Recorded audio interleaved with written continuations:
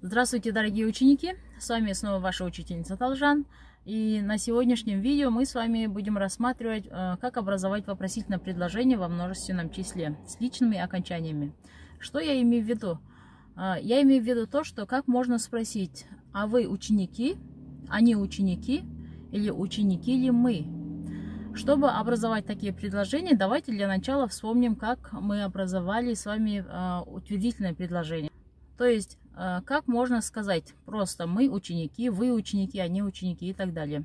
Мы это с вами уже проходили пару уроков назад. Давайте начнем с первого лица. Мы ученики, без окушамаз. Вы ученики, обращение к детям. Синдер окушасыңдар. Теперь обращение к взрослым. Вы ученики, сиздер окушасыздар. И они ученики, олар окушылар. Или можно просто олар окушы, не обязательно лар. И то будет правильно. Теперь самое интересное, как из этих предложений можно сделать вопрос. В русском языке все просто. Просто в конце предложения мы везде ставим вопросительные знаки. А в казахском языке мы ставим в конце предложения везде вопросительные частички. Давайте будем ставить их по одному и будем смотреть, что у нас будет получаться. Первое лицо. Без окушамыз и вопросительная частичка ба и вопросительный знак. Получается без окушамыз ба.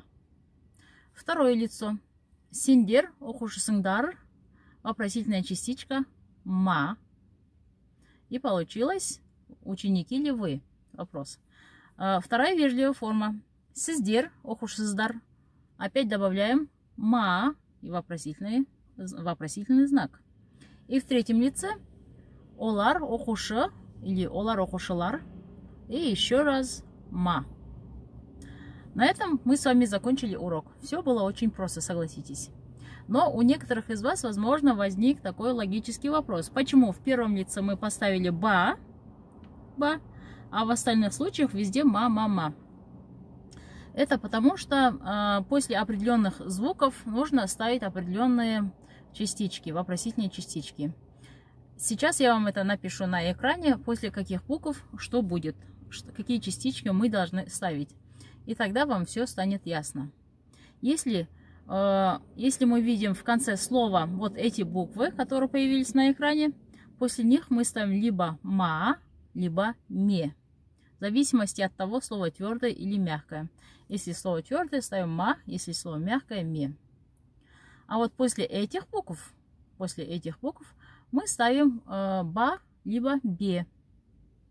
А вот если в конце слова мы встречаем вот эти буквы, тогда мы ставим па или пе. Итак, когда в русском языке, конечно, все проще, мы написали просто предложение и поставили вопросительный знак. А в казахском языке мы должны всегда учитывать, какая последняя буква стоит, прежде чем поставить вот эти вопросительные частички. Желаю вам успехов. Увидимся в следующих видео. Спасибо за просмотр.